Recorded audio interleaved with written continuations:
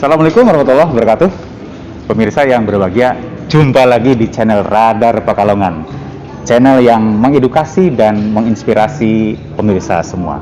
Kali ini saya bertemu dengan maestro batik dari Bandung, Jawa Barat, asal Cirebon.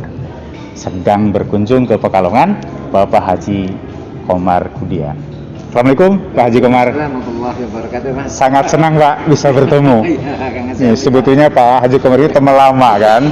Ketika saya di Cirebon pernah ke Bandung lah bertemu ya. Dan dipertemukan kembali di Pekalongan. Iya.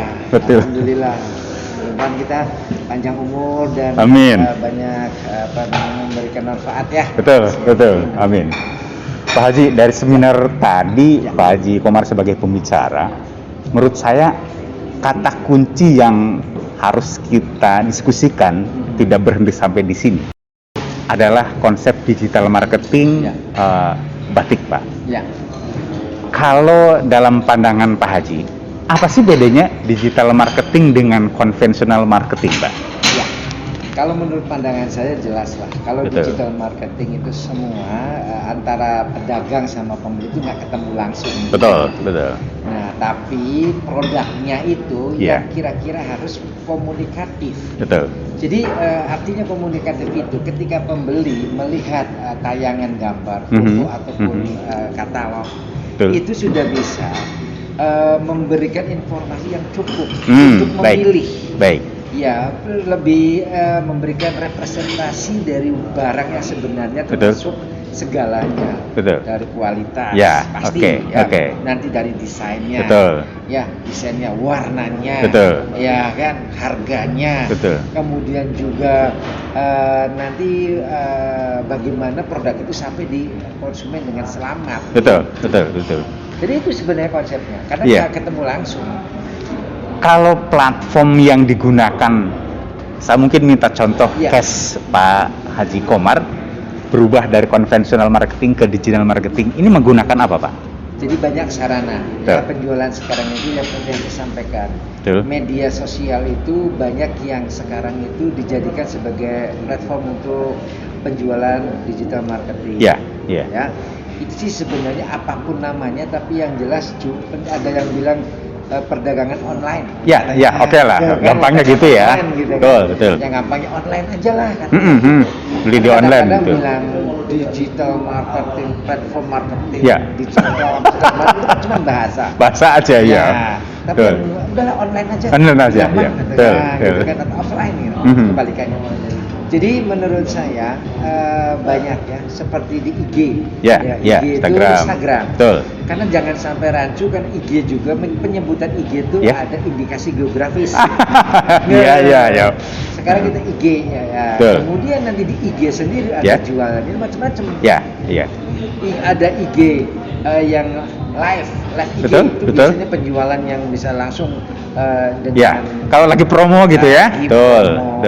Bisa melihat produk-produknya secara live. Betul. Tapi juga sekarang ada IG tapi nanti berbasisnya itu web.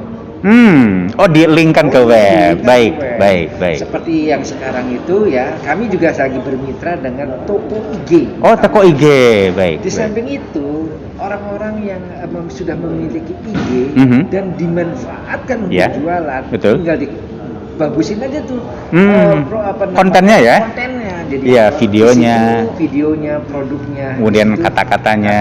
Makanya perlu juga tuh yang jualan di online itu bisa membuat narasi yang baik. Konten kreator itu bisa saja melalui orang lain atau dia sendiri sebagai kreatornya yang membuat konten yang bagus menjual. Nah, hanya gini Mas, Kang Asep, jadi saya kadang-kadang orang itu ketika berjualan dengan mengusung konsep digital, mereka itu tidak melengkapi dengan kapasitas berjualannya itu. Misalkan motret produknya aja itu masih asal. Mana bisa menarik? Betul. Kalau produknya difoto dengan misalkan seperti di suasana Temaram. Gitu kan, kemudian tidak disetrika terlebih dahulu. Keruh. kemudian juga tanggung pencahayaannya. Ya, iya. Gitu kan? Nah, hal-hal yang seperti itu. Sederhana tapi sangat berpengaruh. Sangat. Makanya yang laku itu biasanya orang kan kadang-kadang kan apa ya? Begitu melihat pandangan pertama langsung tergoda. Betul. Nah, ketika Setuju. sudah tergoda, kemudian dia cari tahu. Pengen tahu. Betul. Apa aja opsi yang lainnya. Betul. Berapa harganya? Materialnya apa? Karena kita sebenarnya tidak bisa di touch soft touch-nya nggak bisa. Iya. Sudah jadi kekuatan mata 100% ya, betul. Makanya itu harus menarik, betul. Betul. Makanya kalau kami sih di Bandung itu punya tim yang motreting sendiri, yang editnya itu sendiri, betul. Ya, atau kadang-kadang motret yang edit sekaligus. Nah, kemudian yang membuat narasi sendiri. Dan kreator tentunya. Betul. Tapi kan kalau begitu biayanya mahal gitu kan, resource-nya jadi bertambah. Betul. Kalau begitu Anda sendiri harus belajar. Kalau mau tidak terlalu mahal. Karena sekarang itu aplikasi-aplikasi di handphone pun itu sudah banyak yang sudah tanpa menggunakan editing melalui komputer lagi. Itu sudah cukup banyak. Betul. Jadi sebetulnya kemauan untuk belajar hal baru berarti Pak Haji ya? Kembali lagi lah. Kita kan kalau orang tua dulu yang mengajarkan begini katanya. Ini bukan hadis ya. Man arada dunya falibil ilmi wa man arada akhirata falibil ilmi juga. Ilmi juga ya. Kalau misalkan kita mau belajar tentang katakanlah batik lah, dagang batik lah, tentang dunia. Tempuhlah dengan ilmu. Apa? Ilmu batik. Saya sangat mendorong sekali anak-anak muda yang memiliki kemauan itu, karena anak muda itu daya ingatannya masih cukup bagus. Kemudian rasa ingin tahu masih kepoan bagus. Ya. Gitu. Beda dengan kelas yang faktor U-nya sudah di atas 50. Zona nyaman ya. Zona aman. Iya. Udahlah, tinggal kita percaya ke saya aja bersyukur alhamdulillah ada penerus. Betul. Jadi anak-anak Putra. saya senang batik juga ya. Iya, yang pertama alhamdulillah lulusan Kreatekstil ITB. S2-nya di Inggris juga ngambil fashion design. Luar biasa. Dan memiliki produk batik sendiri. Betul. Yang kedua marketing. Jadi dia tahu bagaimana memasarkannya. Administrasi bisnis.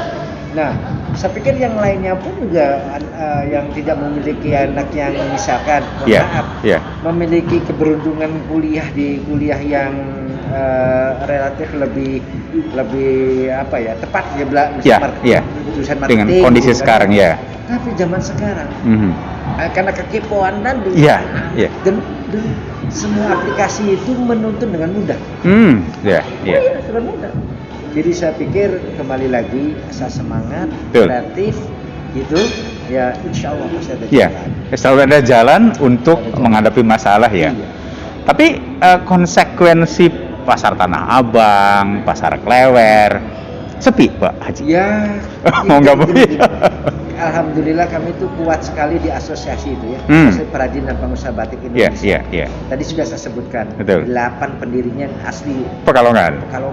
Walaupun ada yang di Jogja, gitu kan, ada yang di Surabaya, dan ada di Pekalongan sendiri. Kemudian ada yang di Manado, ada yang di Medan, ada yang di Palembang, ada kemana-mana lah gitu. Mereka mengabarkan kondisi seperti ini memang mengalami penurunan. Saya ngambil sampelnya, udahlah pendiri saja. Saya tanya satu-satu. Mas Feromi dari berapa ke jadi berapa? Mas Felasub berapa dari berapa? Penurunannya? Penurunan rata-rata 80%. Makanya tadi saya menghitung itu dari 151 658 perajin batik. Itu sampai ngedrop sampai sekarang tinggal 30 ribuan. Banyak yang berhenti. Tadi tuh Ciklan, kemudian Buliana, Mas Velasub, tanyain aja sendiri langsung. Saya sudah podcast dengan Pak Velasub. Nah itu kan beliau kan bendaharanya APBBI. Alhamdulillah kami semua semangat visi misi kami sih sebenarnya ya kepengennya agar batik ini tetap lestari ya. Betul. Jangan sampai hilang di telan bumi gara-gara COVID. Gara-gara COVID. Karena betul. kalau sudah mulai orang tidak mengerjakan batik lagi, nanti yang hilang itu dari mulai skill, terus nanti ke budaya.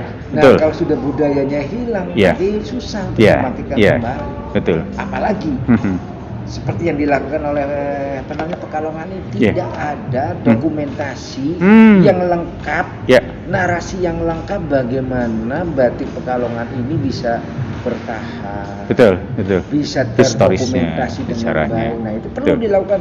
Mulai itu inventarisir data yang lengkap. Kalau pengalaman Pak Haji, apakah switching ini langsung move on atau butuh beberapa waktu? Pasti butuh waktu. Karena untuk kita menyamakan persepsi saya aja dengan anak saya itu sudah kadang-kadang agak sedikit persepsinya beda. Ya itu sudah tidak mungkin lagi ayah lakukan itu. Udah serahin ke kami yang muda mengatur demikian. Jadi mengatur, mendatangkan si pembeli itu trafficnya udah beda caranya. Dan motif-motif yang harus dibuat juga berbeda. Karena ini nih perpindahan nanti perpindahan generasi dari yang dulu yang seusia menyenangi batik ke generasi anak muda.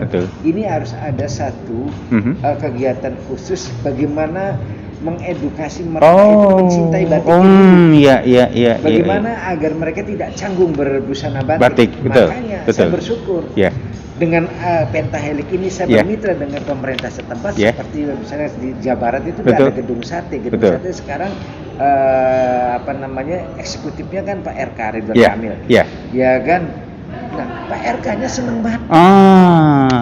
Kesempatan ya. Kesempatan. Nah, karena orang desain dia. Arsitek. Orang desain kemudian walaupun itu juga kadang-kadang kalau yang nggak seneng aja ya. Betul. Aja. Kalau betul. Kan terus-terusan kemana pakai batik ya? Dia bikin nyiptain batik sendiri. Oh, dia yang keren. Garuda Kujang Wibawa itu. Namanya itu? Nama itu Garuda Kujang. Diserahin ke Pak Haji untuk produksinya ya? Sketsanya dari beliau. Nanti saya tunjukin. Artinya ada lingkaran 5 rukun Islam, lingkaran 6 rukun iman. Ada 2 titik syahadat tauhid, syahadat Rasul. Kemudian ada bintang menunjukkan keesaan Allah.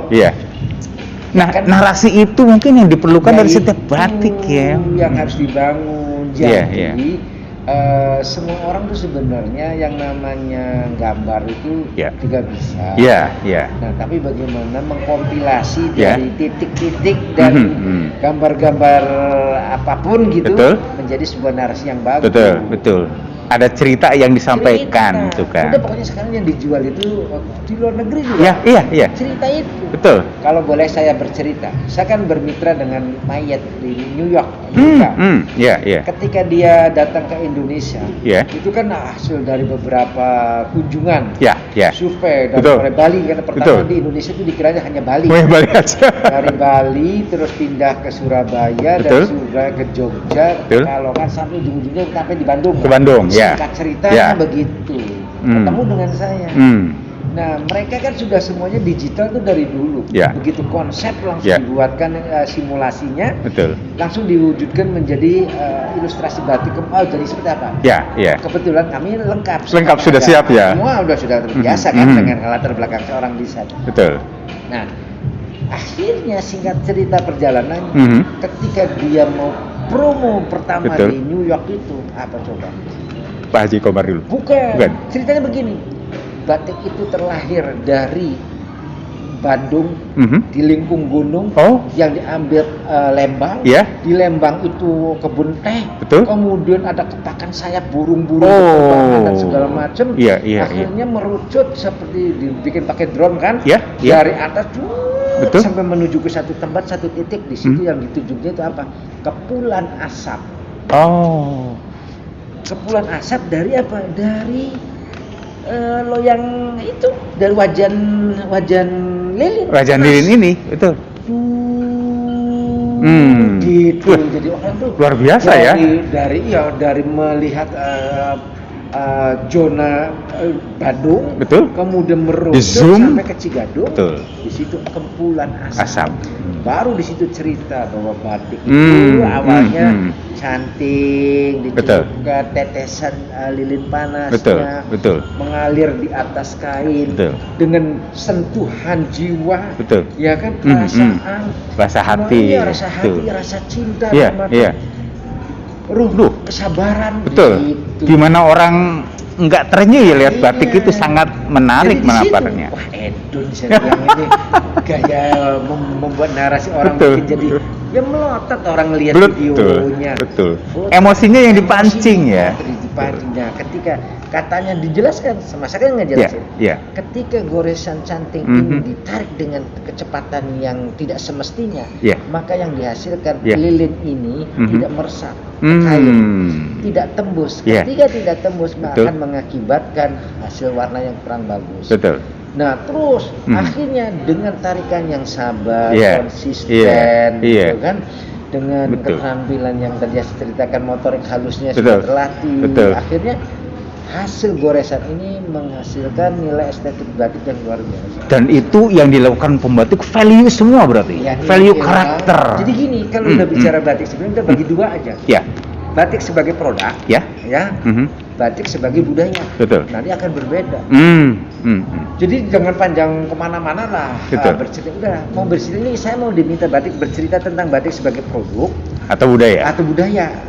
Nah, kalau udah bicara dengan produk, nanti yang timbul akhirnya ini nih produk-produk batik nih. Kemeja batik, misalkan ikat batik, kerudung batik, sampai ke dasar batik lah kan. Produk itu ekonomi, komersialisasi, gitu. Tapi kalau sudah menjadi budaya, nanti nilai-nilai luhur orang tua kita, bagaimana mengajarkan melalui batik ya sikap kebersamaan, sikap bersatu, sikap bersabar, sikap bertoleransi, di situ nanti. Wah, berarti dari satu batik aja banyak hal yang mewakili budaya lokal kita. Saya punya Kang Asep, saya punya buku yang namanya kreativitas batik itu. Saya sudah membedakan. Ada namanya satu lingkaran batik Indonesia. Saya sudah petakan. Kita mau bicara di ranah mana nih? Apakah nilai-nilai intrinsik ekstrinsiknya? Apa nilai-nilai komersialnya? Ya, itu semua terbagi. Dan gampangnya begitulah. Tarikannya dua, ada kanan, ada kiri. Yang satu dengan bicara produk sampai dengan nilai ekonomi, sampai ke tenaga kerja nanti semua, sampai resources yang jualan bahan baku, pabrik-pabrik, sampai ke limbah. Tapi kalau sudah berbudaya, kapan itu batik mulai ada dari sejarah digunakan dengan berbagai macam makna simbolik. Definisinya aja beda loh. Definisi batik. Batik ada, kalau yang di produk batik adalah berupa gambar atau ragam hias, dengan menggunakan lilin panas sebagai perintang warna. Pada material tertentu, misalkan gitu ya, mau kain, mau kulit, mau kayu, materialnya. Tapi kalau batik yang ke arah budaya, satu, dikerjakannya harus dengan menggunakan tangan. Harus menggunakan lilin panas. Setiap bentuk kainnya itu harus kain panjang jarik. Keempat, harus motif-motifnya itu atau ragam hiasnya harus memiliki makna-makna simbolik dan filosofis. Yang kelima, harus digunakan pada acara-acara tertentu. Nah itu paling tidak 5 itu. 5 hal ya. Iya, tapi kalau sudah yang produk tadi, nggak usah tuh kain panjang, mau dibikin basi boleh, sekap boleh. Kemudian apakah perlu ada makna-maknanya? Nggak usah. Bebas tuh, gitu loh. Ini Pak Haji, boleh tambah segmen ya? Boleh. Ini 20 menit pertama, nanti saya tambah 20 menit kedua. Boleh. Ya. Mumpung ada di sini ya. Iya. Pemirsa, sangat menarik diskusi saya dengan Pak Dr. Haji Komar Gudia. Tapi kita break sebentar karena kita akan diskusi lebih menarik lagi setelah yang satu ini.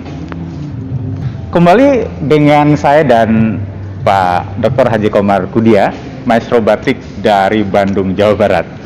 Pak Haji, batik dibagi dua, Yang satu batik sebagai komoditas ekonomi. Ya. Yang kedua batik sebagai bagian dari budaya bangsa ini. Ya. Ini menarik. Ya, oke. Dan satu sama lain saling mempengaruhi. Betul. Nah, bagaimana cara kita memberaukan kedua-duanya sehingga secara ekonomi bisa tetap berlangsung, tetapi secara nilai budaya ini dijadikan sebuah patokan orang untuk melihat budaya dari batik ini, Pak. Oke. Sebenarnya pastilah semua pasti setuju. Betul. Budaya ini akan bisa berkelanjutan. Betul. Tradisi budaya namanya budaya itu kan ada proses Betul. regenerasi. Betul. Terus menerus digunakan, Betul. dijalankan, Betul. diamalkan, akhirnya menjadi tradisi dan jadi budaya. Ya, gitu. ya. Tapi jangan lupa, bisanya berjalan itu karena ada faktor yang tadi ada komersialisasi. Betul. Ya, yang bisa menghidupkan dari budaya itu. Maka, ketika kita melakukan komersialisasi, ingat, kita jangan boleh dikatakan sebebas-bebasnya, ya, kita mengeksplorasi hanya untuk kepentingan komersialisasi. Betul. Ya. Jadi jangan dikapitalisasi lah gampangnya begitu. Contohnya, kenapa dikapitalisasi? Semua akan dikerjakan dengan menggunakan teknologi yang masif. Betul. Betul. Sampai akhirnya kreativitas itu membangun batik ini udahlah menghalalkan segala cara. Betul. Ya, dengan menggunakan teknik lilin dingin. Dengan menggunakan buta, dengan menggunakan plotter, itu misalkan digital plotter digital itu, yang matanya itu, ya. Dan sebenarnya, ya itu proses kalau kapitalisasi boleh, tapi pelakunya ini sedikit jujur, bukan sedikit malah harus banyak jujurnya, sedikit nanti ini harus banyak jujur katakan. Kalau ini secara proses dilakukan dengan langkah-langkah seperti itu, kita juga nggak boleh fanatik menghalangi mereka untuk berkreasi. Salah satu orang bisa hidup, budaya itu hidup karena ada proses kreatif. Ya, jadi gini. Kalau kita misalkan anti teknologi, salah. Yang namanya cantik itu udah teknologi. Teknologi itu walaupun teknologi yang sederhana. Tapi karena dimanfaatkannya ya oleh tangan manusia, kemudian membawa nilai-nilai budaya yang tadi saya sebutkan di episode awal. Di situ ada misalkan ada proses lah ritualnya. Betul. Ritual itu tidak mesti seperti orang zaman dulu nggak mesti klinik ya. Nggak mesti. Ya, kita duduk bersama. Mari sebelum kita memulai berdoa kita dulu. Berdoa kepada Allah agar apa yang kita lakukan ini jadi manfaat. Betul. Saya setuju dengan itu. Maka ingat, ketika saya mengajarkan kepada teman-teman kita karyawan, ketika mengayunkan cap itu begitu bismillah, pluk, dum, alhamdulillah, angkat lagi, cepet, astagfirullahaladzim, pluk, subhanallah. Itu setiap hari seperti itu? Itu yang saya ajarkan. Spiritualitasnya masuk di situ. Ini. Nah, satu itu berarti nilai-nilai spiritualitas. Berzikir sambil bekerja. Iya, kita juga kan ala bidik tatma'innul qulub. Betul, setuju. Jadi semua akhirnya ingat, karya yang terbaik itu akan dihasilkan ketika hati kita lagi tenang, hati kita lagi senang, hati kita meyakini, insya Allah hasilnya kan jadi terbaik. Nah, itu budaya juga, budaya tradisi kita orang timur yang diajarkan oleh orang-orang tua kita, misalnya gitu. Kembali lagi. Jadi agar kita tidak juga terlepas dari budayanya, ketika semua mengerjakan, coba mari kita sama-sama kaitkan dengan kebiasaan-kebiasaan nenek moyang kita. Misalkan lilin itu nggak usah tadi menggunakan lilin dingin misalnya, karena katanya kalau kata orang yang meriset tentang itu kalau merusak Kainnya yang rusak. Bukan alat. Alatnya karena yang itu kan rusak. Alam rusak. Baik. Campur thinner sama terpentin. Oh. Dibuang sembarangan. Betul. Ya itu betul. kan karena kalau mau buat lilin dingin itu pasti ada unsur itu. Betul. Terpentin sama apa namanya tadi? Ada terpentin sama satu lagi yang untuk mencairkan apa namanya cat itu. Ya itu misalkan.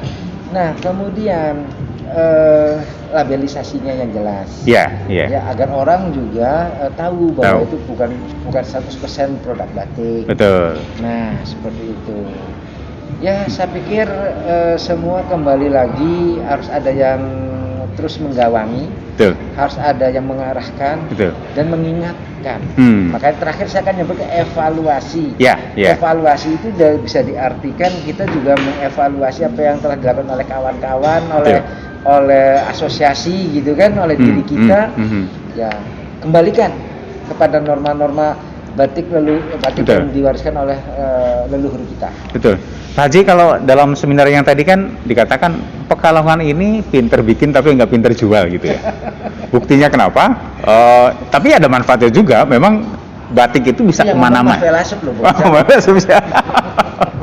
Ya. Itu memang benar. Betul.